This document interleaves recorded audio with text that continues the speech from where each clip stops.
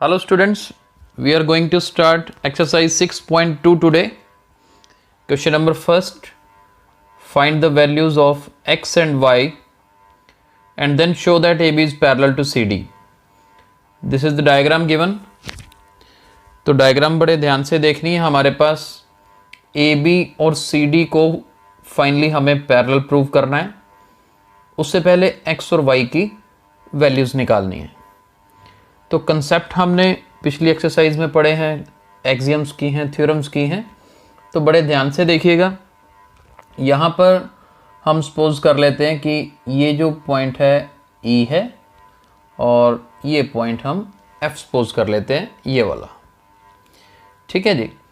अब यहाँ पर ये x एंगल है, ये 50 है. देखिए ये दोनों मिलाकर कौन से एंगल्स बन रहे हैं? लीनियर पेयर एंगल्स बन रहे हैं ना, क्योंकि ये आपके पास एक स्ट्रेट लाइन है. इसका भी नाम दे देते हैं, यहाँ पर P लिख देते हैं और ये Q दे देते हैं. यानी कि ये PQ क्या है? हमारे पास स्ट्रेट लाइन है. Here we have PQ is a straight line, right? और यहाँ से E से लेकर A तक रे होगी ना, इधर EA is a ray and EA is a ray. Therefore ये एंगल देखो PEA angle PEA plus AEF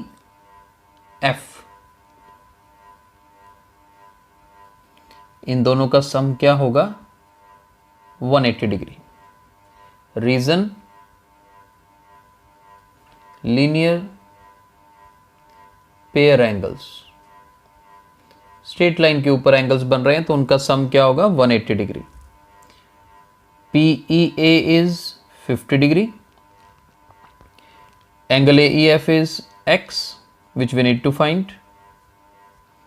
तो यहाँ से x की वैल्यू कितनी आ जाएगी जी? 180 में से 50 माइनस करेंगे तो we will get 130. Okay, it was very easy.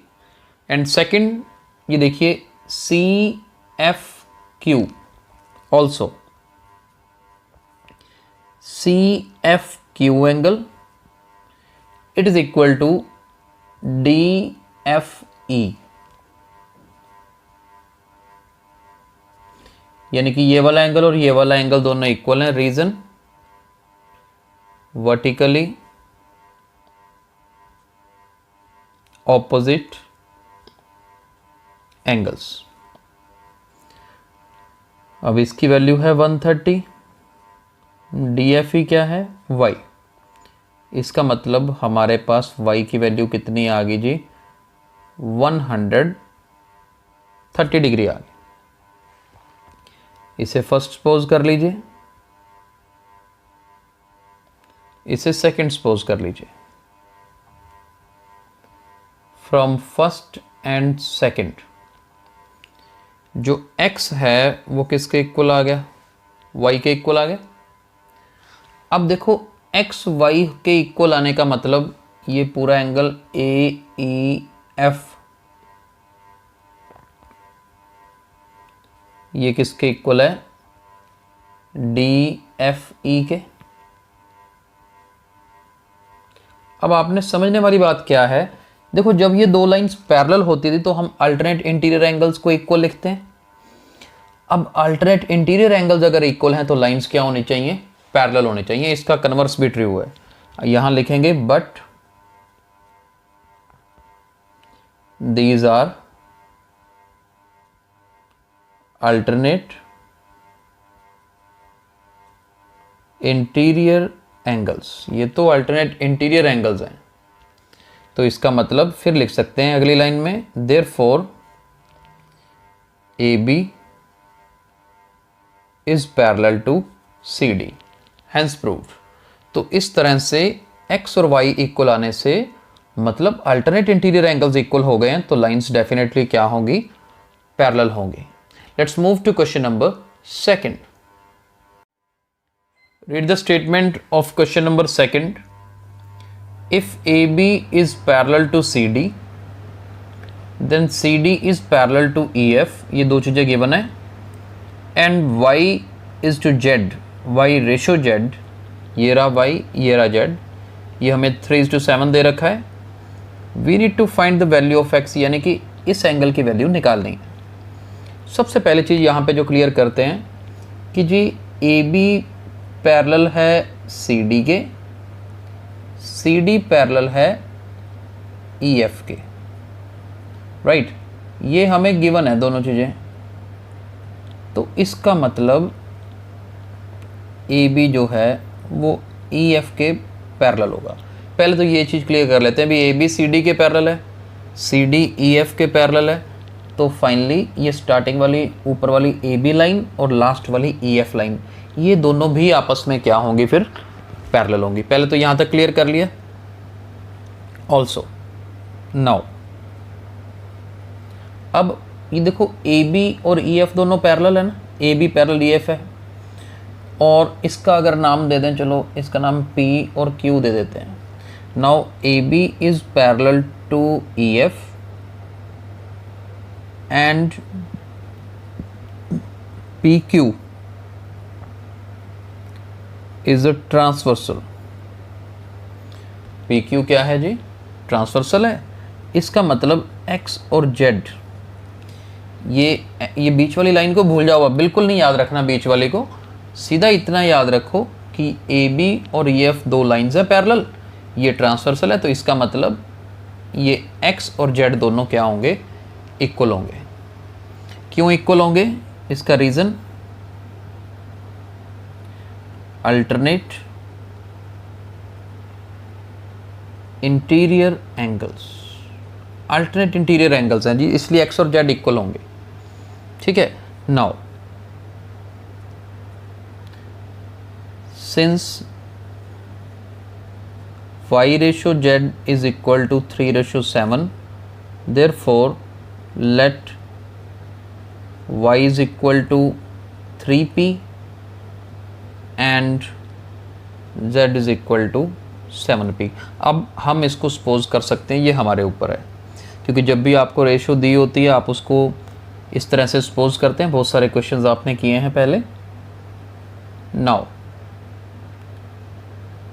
अब हमारे पास क्या है, x प्लस वाई किसके इक्वल है जी, 180 डिग्री। दो लाइंस पैरेलल हैं, ट्रांसवर्सल है, तो बीच वाले दोनों एंगल्स का सम 180 डिग्री होता है। और इसका रीज़न क्या होता है, मैं यहाँ मेंशन कर रहा हूँ, कंजक्टिव इंटीरियर एंगल्स, हमने अपने पिछले लेक्चर में कवर किया था। x plus Y 180 degree. अब देखो x किसके इक्वल है, z के, तो x की जगह पे z फिल कर देते हैं। z की वैल्यू कितनी है, 7p, y की वैल्यू कितनी है, 3p, 7 + 3 यानी कि 10p, 10p 180 होने का मतलब p कितना आ गया, 18 डिग्री। ठीक है जी, p निकल गया। अब यहाँ कर रहा हूँ, अगर हमारे पास p निकल गया, ठीक है, अगर p निकल गया तो z निकल जाएगा। जैसे z किसके इक्वल है, 7p के है ना, p की वैल्यू फिल कर दो, कितनी, 18।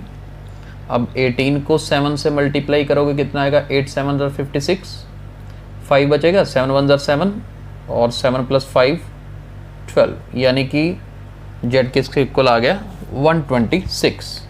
अब z किसके इक्वल है, x के, बट z तो x के इक्वल है, इसका मतलब x भी कितना होगा, 126 डिग्री। यही हमने फाइंड करना था, x की वैल्यू निकालनी थी, right. Let's move to third question. Look at question number 3। AB is parallel to CD given, EF is perpendicular to CD, ये 90 डिग्री का एंगल यहाँ पे सिंबल भी है। GED is 126, GED कौन सा है, देखिए GED यानी कि ये बड़ा एंगल, और AGE, GEF और FGE ये तीन एंगल हमें फाइंड करने हैं जी। चलिए स्टार्ट करते हैं। सबसे पहले अब हमारे पास एंगल GED, ये कितना दे रखा है जी 126। मैं यहाँ पे ये बना के दिखा रहा हूँ, ये एंगल है पूरा। इस पूरे एंगल को हम स्प्लिट करके कैसे लिख सकते हैं, GEF angle plus FED angle. एक ये एंगल छोटा और एक इधर वाला, दोनों का सम करेंगे तो बड़ा बनेगा। GEF, let it be as it is. FED देखो 90 डिग्री है, इधर 126। अब देखो यहां से GEF एंगल तो सीधा ही निकल जाएगा, 90 उधर माइनस होगा जाके, तो वी विल गेट 36 डिग्री। तो एक एंगल ये वाला तो हमने निकाल लिया है। इसके बाद हमारे पास है एक तो AGE निकालने वाला, ये वाला एंगल। चलिए यही पहले डिस्कस करते हैं। नाउ ये जो एंगल AGE है, AGE ये किसके इक्वल है, GED के। लिखने का स्टाइल मैंने बताया हुआ है, since AB is parallel to CD and GE is a transversal, therefore angle AGE is equal to GED. Reason, alternate interior angles.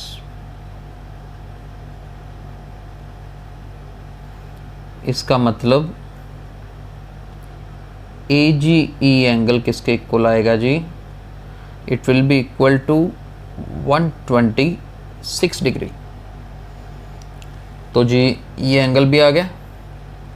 Now we are left with FGE, ये वाला एंगल निकालना रह गया, इधर वाला, ये जहां क्वेश्चन मार्क लगा है। ये कैसे निकलेगा, ये देखिए ये स्ट्रेट लाइन है ना, तो इसका और इसका, इन दोनों एंगल्स का सम किसके इक्वल है, 180 डिग्री, लीनियर पेयर एंगल्स। तो हम एक काम करते हैं, यहाँ लिखते हैं angle AGE plus FGE, it is equal to 180 degree. Reason, linear pair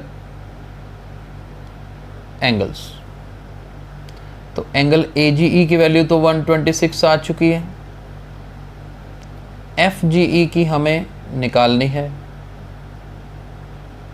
चलिए तो FGE क्या आया, 180 में से 126 माइनस होगा एंड वी विल गेट 54। तो देखिए तीनों एंगल्स बहुत इजीली हमने निकाल लिए हैं। तो आज के लेक्चर में हमने फर्स्ट 3 क्वेश्चंस कवर किए हैं, नेक्स्ट लेक्चर में आगे कंटिन्यू करेंगे। Thank you so much.